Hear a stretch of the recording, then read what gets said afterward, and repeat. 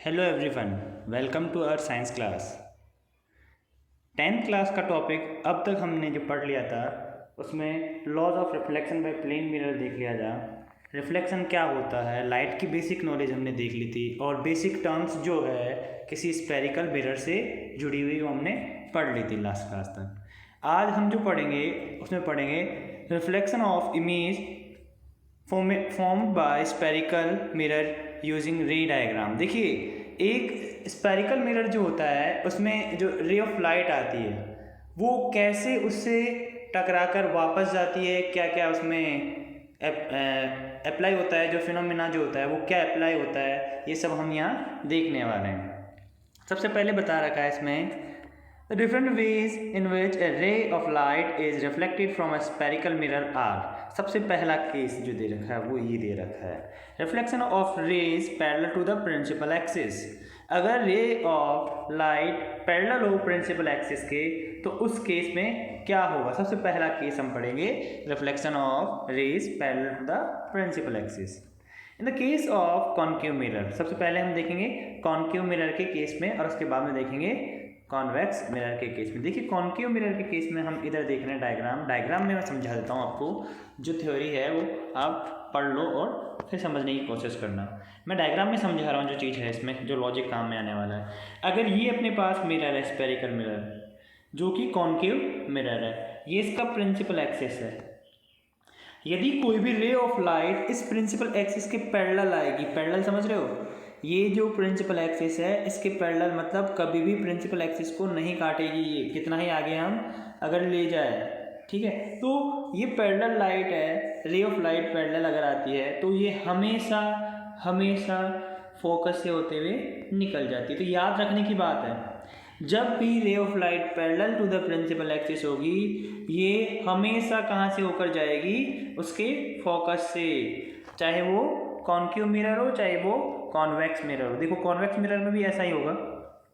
अगर ये convex mirror है, ये प्रिंसिपल एक्सिस है, ये पैरेलल लाइन आती है तो tends to go through the focus. इस फोकस से जाते हुए आपको ये दिखाई देगी, मतलब यहाँ से ये ट्रांसफर तो होगी नहीं, ट्रांसपेरेंट नहीं है, मिरर रिफ्लेक्टेड है, तो यहाँ से ये रिफ्लेक्ट होगा इस एंगल पे। तो ये एंगल जो बनेगा ना यहाँ, वो एंगल हमेशा अगर हम पीछे की तरफ इमेजिन करेंगे तो फोकस से होते हुए निकलेगा। तो ये पहला केस होगा रे ऑफ लाइट जब parallel to the principal axis होगी तो वह हमेशा फोकस से ही जाएगी। पहली चीज़ याद रखना, मतलब पहला पॉइंट यही याद रखना है, if a ray of light is parallel to the principal axis then it always go through the focus of the mirror।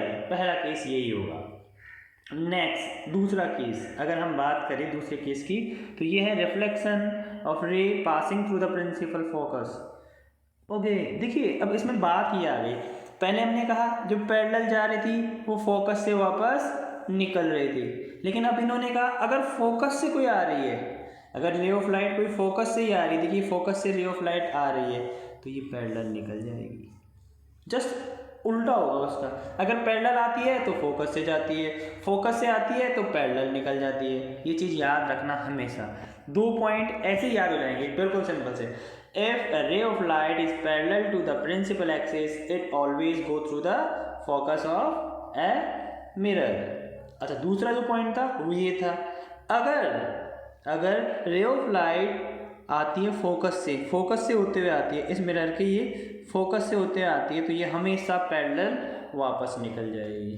तो एक दूसरे के बिल्कुल अपोजिट है, ये पैरेलल आएगी तो फोकस से जाएगी, फोकस से आएगी तो पैरेलल निकल जाएगी। दो पॉइंट अपने पास यहाँ पर ये क्लियर हो गए दोनों केस में, चाहे कॉन्केव मिरर हो चाहे कॉन्वेक्स मिरर हो। आगे, रे passing through the centre of curvature. अगर सेंटर ऑफ कर्वेचर से रे पास कर रही है तो क्या होगा। देखिए, ये तीसरा पॉइंट है, जो इम्पोर्टेंट पॉइंट है ना, ये चार पॉइंट है आपके पास रिफ्लेक्शन ऑफ लाइट के स्पेरिकल मिरर में। ये चारों पॉइंट आपको दिमाग में बिल्कुल बैठ जाने चाहिए। ये चारों पॉइंट होंगे तभी आगे के बहुत सारे जो डायग्राम्स होंगे, अपने रे डायग्राम्स बनाएंगे, वह समझ पाओगे और उनको कर पाओगे। तो देखिए, तीसरा जो केस है वो क्या है, अगर रे ऑफ लाइट पास कर रहा है कहाँ से, सेंटर ऑफ कर्वेचर से, ये सेंटर ऑफ कर्वेचर से वापस चला जाएगा। If ray of light is passes through the center of curvature then it also back through the center of curvature। तो सेंटर ऑफ कर्वेचर से आना है, सेंटर ऑफ कर्वेचर से ही वापस जाना है। तो याद रखिए पहला point, when ray of light is parallel to the principal axis, तो ये फोकस से जा रही थी, जब फोकस से होते हुए आती है तो पैरेलल निकल जाती है। और तीसरा पॉइंट जो है वो ये है कि अगर ray of light centre of curvature से आ रही तो सेंटर ऑफ कर्वेचर से ही निकल जाएगी, वो वापस से वहीं से चले जाएगी। सेम पाथ होगा, इसमें कोई पाथ चेंज नहीं होगा, जहाँ से वह आ रही है वहीं से वापस चले जाएगी। दोनों मिरर के केस में यही होगा।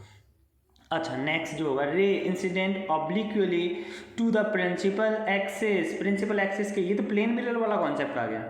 अगर देखिए मैं थोड़े इंसिडेंट के लिए मान लेता हूँ, जैसे ये छोटा सा टुकड़ा काट लेता हूँ मिरर का, ये स्पेरिकल मिरर जो होता है उसका छोटा सा टुकड़ा मैं काट लेता हूँ, तो ये छोटा टुकड़ा मेरे पास कुछ ऐसा आएगा। तो ये एक छोटे से इंस्टेंट के लिए आपको क्या दिखाई दे रहा है, एक प्लेन मिरर दे रहा है दिखाई।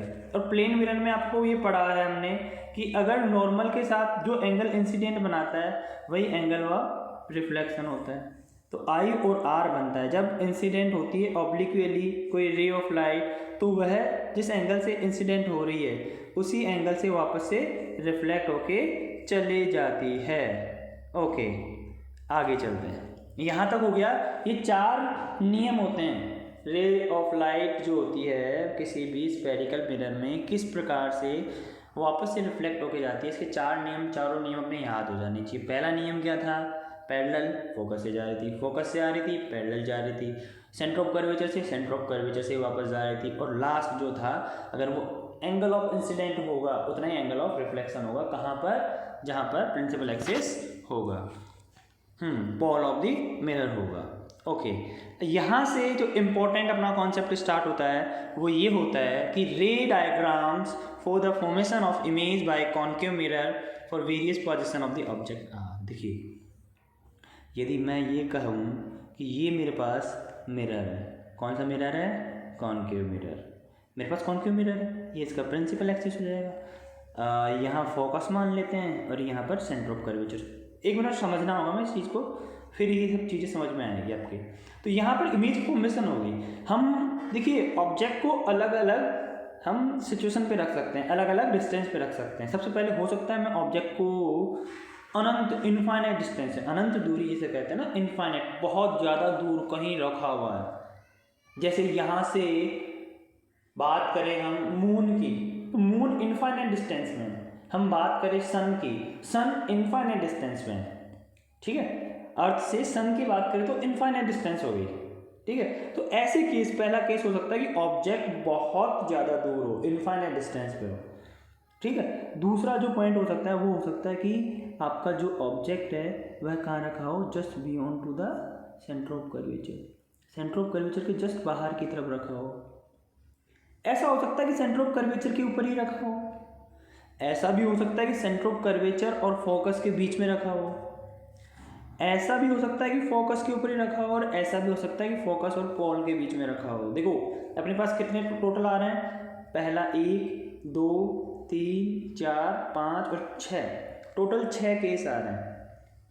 भाई वापस से याद करो, देखो ये केस, ये पूरे केस जो है आपको याद होने चाहिए, चाहे इधर से पहला रखो चाहे इधर से पहला रखो, अपनी एक सीक्वेंस खुद से बनाओ, ठीक है। हो सकता है आपने इसको ऐसे पढ़ा हो कि पहला केस हमने ले लिया है बाहर अनंत में रखा हुआ, इनफाइनाइट डिस्टेंस में रखा हुआ, तो ये हो गया first, when an object is at infinite distance. दूसरा हो गया just behind to the centre of curvature, on centre of curvature, between centre of curvature and focal length, focus of the mirror, between centre of curvature and focus of the mirror. चौथा जो हो जाएगा इसका, 5वां case जो हो जाएगा वो हो जाएगा एट फोकस, फोकस पे रखा हो। और अंतिम 6ठा केस जो हो जाएगा वो हो जाएगा between focus and Paul of the mirror. तो कहीं भी ऑब्जेक्ट रखा जा सकता है, और उन ऑब्जेक्ट की जो है आपको इमेज फॉर्म करनी है, बस 4 नियम याद रखने, जो 4 नियम अभी पढ़ाए मैंने जस्ट पहले, ठीक। अच्छा, इसको इधर से भी देख सकते हो कि सबसे पहला आप इसे मान लो बिटवीन फोकस एंड पॉल, दूसरा इसे मान लो एट फोकस, तीसरा between centre of curvature and focus, चौथा सेंटर ऑफ, चौथा है जो सेंटर ऑफ कर्वेचर हो गया, 5वां जो हो गया अपने पास बियॉन्ड सेंटर ऑफ कर्वेचर, और 6ठा जो हो गया इनफाइनाइट डिस्टेंस, जैसा भी आप देखना चाहो। ठीक है, तो ये तो होते हैं 6 केस। आप जिधर से भी देखना चाहो इसे देख सकते हो। हम पढ़ना स्टार्ट करते हैं एक एक केस को। सबसे पहला केस जो होता है वह होता है object between principal, focus and pole, जो मैंने कहा। अब हमने सबसे लास्ट वाला देखा, सबसे पास में था।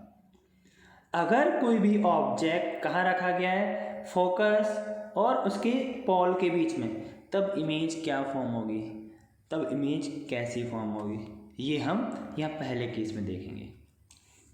When the object is placed between principal focus and pole of the concave mirror, and enlarge, virtual and erect image is formed behind that mirror. देखिए, जब कभी भी ऑब्जेक्ट फोकस और प्रिंसिपल फोकस और पॉल के बीच में रखा जाए तो इमेज जो है क्या होगी, एनलार्ज, मतलब उससे बड़ी होगी। जो भी ऑब्जेक्ट, देखिए यहाँ से, देखिए यहाँ हम क्या देख रहे हैं कि ये मिरर है, यहाँ पर मिरर के सामने ये ऑब्जेक्ट रखा गया। ऑब्जेक्ट की रे ऑफ लाइट बिल्कुल पैरेलल जा रही है, वो कहाँ से निकलेगी, फोकस से। और जो मैं ऐसे मान के चलता हूँ कि सेंटर ऑफ कर्वेचर से होते हुए आ रही थी, उस एंगल से आ रही थी, तो वो वापस से वहीं जाएगी। तो रे ऑफ लाइट तो वहीं से वापस रिफ्लेक्ट होकर एक तो इधर निकल गई, एक इधर निकल गई। लेकिन अगर मैं इनको पीछे की तरफ लेके जाता हूँ तो ये कहीं यहाँ आकर पॉइंट मिल रहा है। तो इस प्रकार से अपने पास इसकी इमेज बन रही है। और इन इमेज की प्रॉपर्टी जो होती है वो क्या होती है, देखो कॉन्केव मिरर के अंदर जब हम बिटवीन फोकस और पॉल किसी ऑब्जेक्ट को रखते हैं तो पहला होता है उसकी इमेज उससे बड़ी बनती है, वर्चुअल बनती है। देखो दो प्रकार की इमेज पढ़ी थी हमने, रियल और वर्चुअल। ठीक है, रियल मतलब एक्चुअल इमेज, वास्तविक, और वर्चुअल मतलब आभासी। तो ये आभासी इमेज होती है, हम आभास कर सकते हैं इसे, this is a virtual image. And erect, erect मतलब सीधी। इरेक्ट और इन्वर्टेड दो प्रकार होते हैं। इरेक्ट मतलब सीधा, इन्वर्टेड मतलब उल्टा। फॉर्म बिहाइंड द मिरर, ये 4 पॉइंट इसके याद करने पड़ेंगे हमें। और चारों पॉइंट क्या होंगे, enlarge, virtual, erect and behind the mirror. ये अपने आप हो जाएगा जब आप इस टॉपिक को याद करोगे। ठीक है, नेक्स्ट चलते हैं, नेक्स्ट पॉइंट और नेक्स्ट केस जो है वो क्या है, ऑब्जेक्ट एट प्रिंसिपल फोकस। मैंने बताया था अभी, अगर ऑब्जेक्ट जो है वो प्रिंसिपल फोकस के ऊपर ही रख दिया जाए। ऑब्जेक्ट कहाँ रख दिया जाए, प्रिंसिपल फोकस पे। When the object is placed at principal focus of concave mirror, a highly enlarge image is formed at infinity. देखिए प्रिंसिपल फोकस पे, तो अगर रे ऑफ लाइट पैरेलल होगी तो कहाँ से जाएगी, फोकस से। अच्छा, सेंटर ऑफ कर्वेचर से जाने वाली सेंटर ऑफ कर्वेचर से ही जाएगी। तो ये दोनों लाइन एक दूसरे की पैरेलल से निकलेगी। जो दो लाइन होगी ना, एक तो फोकस से होके जा रही है, एक सेंटर ऑफ कर्वेचर से, ये दोनों एक दूसरे की पैरेलल से होगी, तो ये इनफाइनाइट डिस्टेंस पे जाके कहीं मिल सकती है। हम ये मान सकते हैं कि एक इनफाइनाइट डिस्टेंस पे हमें जाकर ये मिलते हुए प्रतीत होगी। तो वहाँ जो इमेज बनेगी वह इमेज इससे बहुत बड़ी साइज में होगी। क्या होगी, इससे हाईली एनलार्ज और इनफाइनाइट डिस्टेंस पे बनेगी। ये इसका पॉइंट हो गया। आगे, object between centre of curvature and principal focus. Centre of curvature, देखिए सेंटर ऑफ कर्वेचर ये रहा, और प्रिंसिपल फोकस के बीच में अगर ऑब्जेक्ट को रखा गया, पहले लाइन पैरेलल जा रही है, वो कहाँ से निकलेगी, फोकस से। सेंटर ऑफ कर्वेचर से, सेंटर ऑफ कर्वेचर से निकलेगी। तो यहाँ इमेज देखिए, इमेज जब हम between centre of curvature and focus रखेंगे तो इमेज होगी just beyond to the centre of curvature, centre of curvature के पीछे की तरफ। इमेज की साइज क्या होगी, इससे बड़ी होगी। इमेज इज लार्जर और enlarge as compare to object. अच्छा, नेक्स्ट थिंग जो होगी वह क्या होगी, हम ये कह सकते हैं कि इमेज जो है सेंटर ऑफ कर्वेचर के पीछे की तरफ बन रही है। और तीसरा हम कह सकते हैं इमेज जो है वो रियल बनेगी, real, inverted, large than object. ये आपके पास पॉइंट यहाँ पर रखे गए हैं। इसी प्रकार से हम बात करें object at centre of curvature. अगर सेंटर ऑफ कर्वेचर पे हम ऑब्जेक्ट को रखते हैं, देखिए सेंटर ऑफ कर्वेचर पे ऑब्जेक्ट को रखा जाए तो सेंटर ऑफ कर्वेचर का जो रे ऑफ लाइट पैरेलल जाएगी वो प्रिंसिपल फोकस से आएगी, प्रिंसिपल से फोकस से जाने वाली वापस से पैरेलल आएगी, और ये इसके जस्ट नीचे same size as object, object की सेम साइज बनेगी। रियल एंड इन्वर्टेड बनेगी और कहाँ बनेगी, सेंटर ऑफ कर्वेचर पे ही बनेगी। ये चीज़ यहाँ पर हमें याद रखनी है। 5वां केस, अगर object between infinity and centre of just beyond to the, ऐसा भी कह सकते हैं इसे, just beyond to the centre of curvature, या फिर इन्फिनिटी और सेंटर ऑफ कर्वेचर के बीच में अगर ऑब्जेक्ट रखा गया है, तो देखिए इमेज की साइज जो है वो क्या हो रही है, छोटी हो रही है। कहाँ बन रही है, सेंटर ऑफ कर्वेचर और फोकस के बीच में बन रही है। अच्छा ये देखिए डिमिनिश्ड कंप्रेस्ड टू ऑब्जेक्ट से छोटी और पीछे की तरफ बनेगी, रियल और इन्वर्टेड बनेगी। अंतिम केस जो होगा ऑब्जेक्ट एट इन्फिनिटी, अगर ऑब्जेक्ट इन्फिनिट डिस्टेंस में है तो वहाँ से रे ऑफ लाइट अगर पैरेलल आ रही है तो फोकस से जाएगी, और हर रे ऑफ लाइट कहाँ से जाती हुई दिखेगी आपको, फोकस से, और वहीं पे क्या बनेगी, इसकी इमेज बन जाएगी। तो पॉइंट साइज इमेज बनेगी, हाईली डायमेंशनाइज्ड और रियल एंड इन्वर्टेड।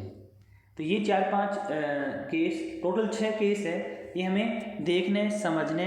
और यहाँ जो टेबल दे रखी है टेबुलर फॉर्म है, देखिए ये टेबुलर फॉर्म है, और यहाँ टेबुलर फॉर्म में आपको देखना है क्या क्या चीज़ें हमें याद रखनी होती है। देखो ये टेबल जो बनी हुई है ना, इसमें पहला है position of the object, position of the image, size of the image, nature of the image. जैसे एट इन्फिनिटी पे अगर आपके पास क्या रखा हुआ है, ऑब्जेक्ट रखा हुआ है, तो एट द फोकस, एट पे यहाँ पर इमेज बन रही है, बहुत ज़्यादा छोटी पॉइंट साइज बन रही है, रियल और इन्वर्टेड बन रही है। तो ये ऐसे टेबल याद करना है पूरी, इसको बना लेना कॉपी में और इसको याद कर लेना। इसके आगे जो होगा हम नेक्स्ट क्लास में पढ़ेंगे कॉन्वेक्स मिरर की image formation. Okay, thank you very much.